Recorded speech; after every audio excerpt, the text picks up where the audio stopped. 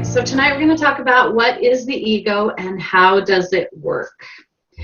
So, for those of you who don't know me, I've been married for 31 years. I have 5 children, and 4 of them are married, and 1 is serving the mission in Guatemala, and I have 3 of the most beautiful granddaughters. I am the owner of 𝐬𝐻WG&x.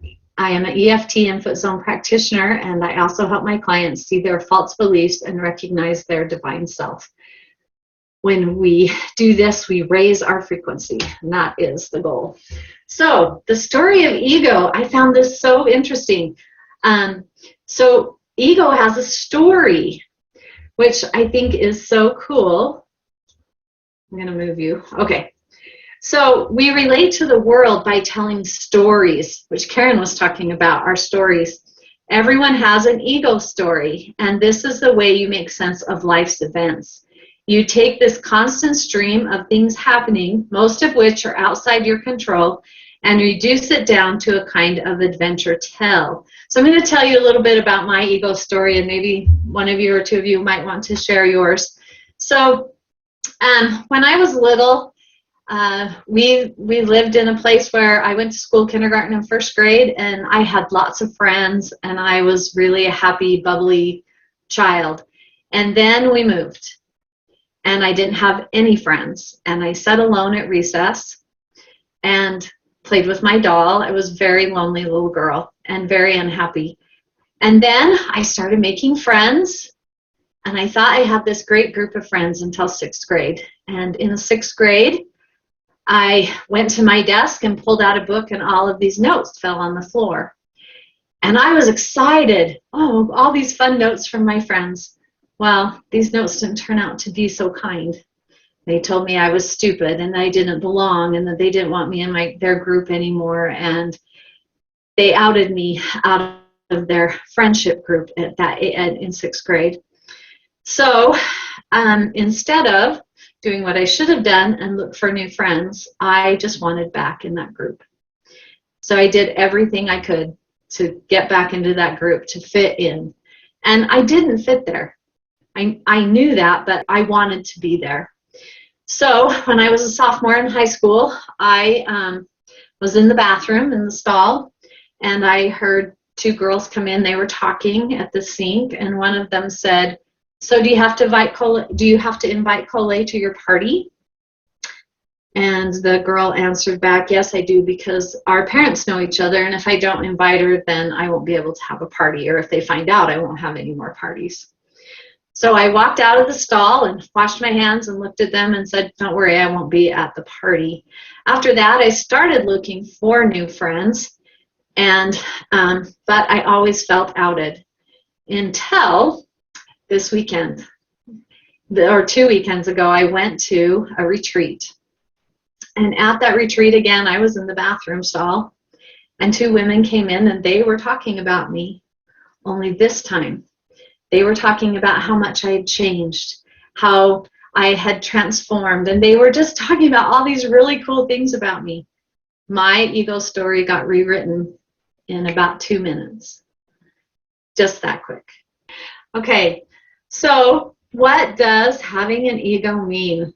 And this is what I learned today, that your ego is your self-esteem. And I have heard, and I myself have thought, well, let's just destroy ego. Ego's in the way. Ego's causing me trouble. So let's just destroy it. Let's just get rid of it.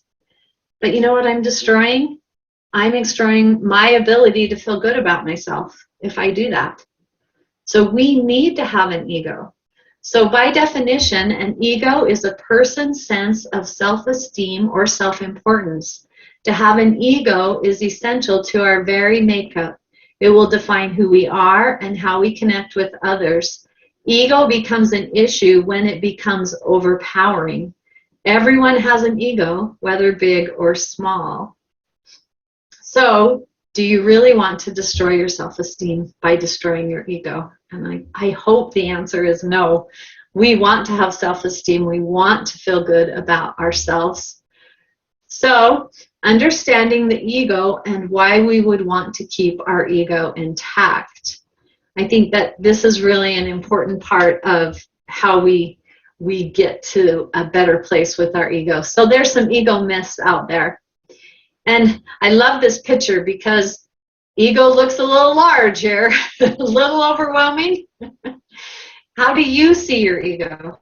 Where does it stand in front of you? When you think about your ego, you think about your self-esteem. Does it feel small? Does it feel too big? Or does it feel just right? And I saw another picture that I really liked where the guy was on the ground and the word ego was smashing him down to the ground. So does it weigh you down? Does it make you feel heavy? And how does it do that? How has it gotten out of control or way below where it needs to be? And that is the cool part. So we're going to talk about that. The goals that we need to set allow ego to do its job in allowing us to feel good about ourselves and others. Our deepest fear is that we are powerful beyond measure. It is our light, not our darkness, that most frightens us. We ask ourselves, who am I to be brilliant, gorgeous, talented, fabulous? Actually, who are you not to be? You are a child of God, and your playing small doesn't serve the world. And Christine says, my ego has felt masculine or dark, and I've been working to embrace those aspects.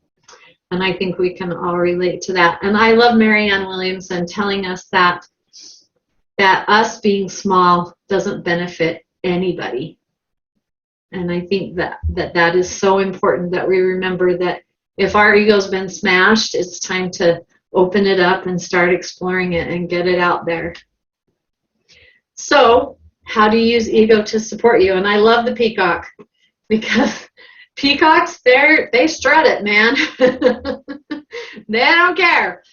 There's a space in there where it's healthy and where it's not. And I love to use the word pride. I can have pride in myself. I can have pride in what I do. I can tell you that I'm very good at foot zoning. I'm very good at EFT. That is not to say that you're not very good at something. It's just something that I'm good at. But if I say I'm better than you, I've obtained a higher space than you, then that is prideful and it's hurtful. And so we want to be in a healthy place, and we want to have pride. We want to feel good about what we're doing. We just want to make sure that that's not putting someone else down. Okay, so I love the remote control. I can change where I am simply by pushing the button. I have the opportunity to make it different. It is simple, and that's what makes it so hard, because the simplicity of it makes it harder than we want it to be. But we can use our imagination, and we can learn to love the ego. Anita Moranje, she wrote a book called Heaven is Here.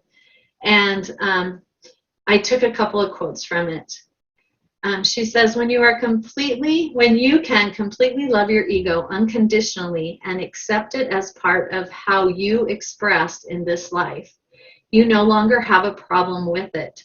It won't impede your growth. On the contrary, it will be an asset. So to me, that was a total mindset change of what ego is. That ego can be an asset in my life. I thought that was really, really good. And then, this is a picture of her. I love her. She knows so much and has gained and gives us so much. So the acceptance of ego, if you deny your ego, it will push back against you harder.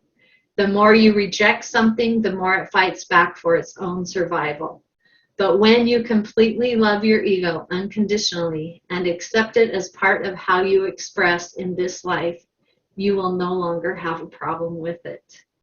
So the real question is, are you willing to love and accept your ego unconditionally? So here's our exercise for tonight. I came up with this with Christine over the last couple of days. I've been working on ego. And A Course in Commitment, written by Marianne Williamson, a chapter in there talks about writing God a letter and using the word heal and restore. And so she says, so this is what I came up for with ego. Dear God, please heal my ego and restore it to its divine blueprint. And then I signed my name.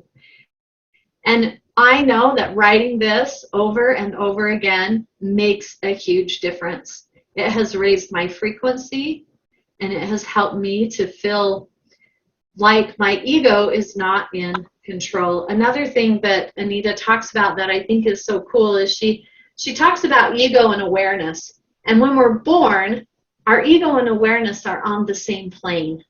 So awareness is being aware of others and their feelings and being able to connect with God. And our ego is this earthly part of us. But they're on the same plane. But then, as we learn things, as we're being taught things, those change and they drop and they're not equal anymore. And ego sometimes gets over awareness or under awareness. But what we need to strive to do is to get those two, ego and awareness, together. And when they're harmonized and working as one, then we're not overpowered by our ego anymore. And so I thought that was really good. Kolae, So, yes. First of all, what was the name of the book? What is it, Christine? Okay, so Anita Morjani wrote, What If This Is Heaven? Yes, This Is Heaven. What If This Is Heaven? And she's the one who's had a miraculous transformation. It's like a near-death experience, but it was while she was in a coma, so she wasn't actually dead, but came back and was healed completely. Yeah. Okay, and she's the one who talked about the letter. No, so the letter is, so there's two programs. One is the book by Marianne Williamson called A Course in Weight Loss.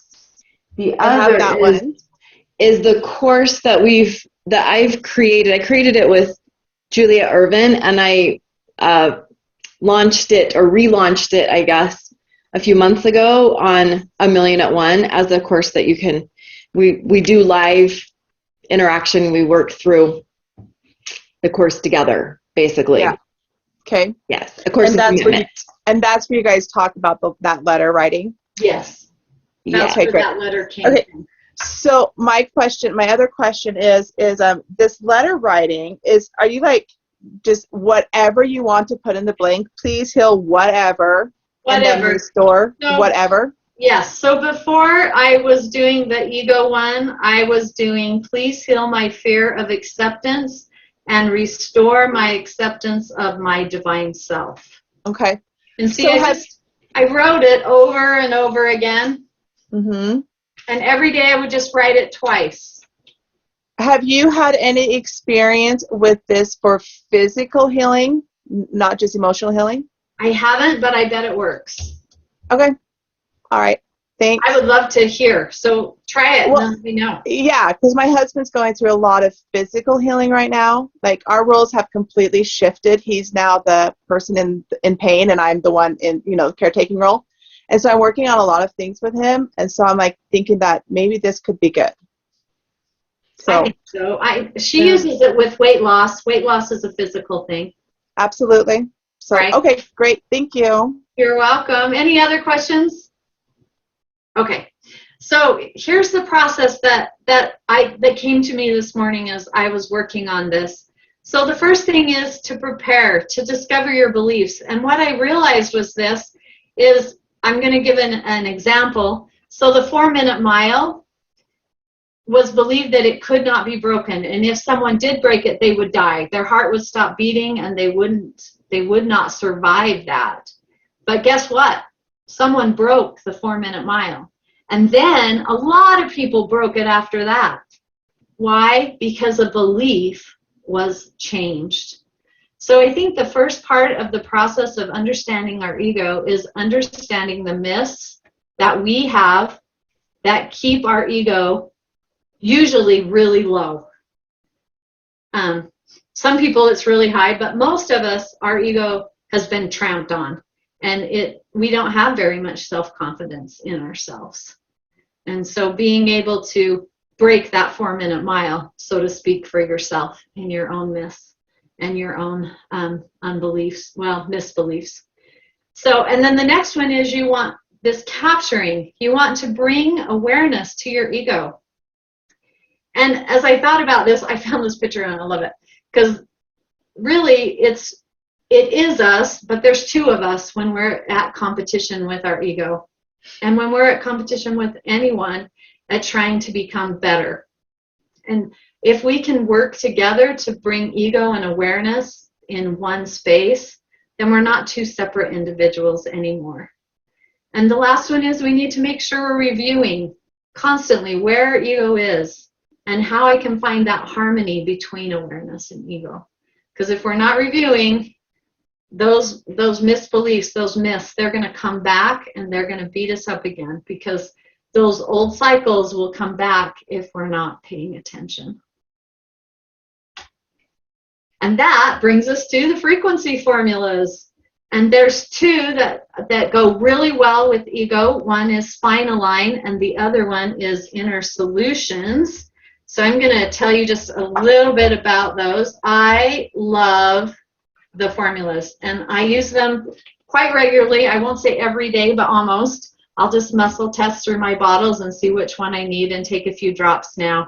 Because I've taken them before, I don't have to take them for 2 weeks at a time.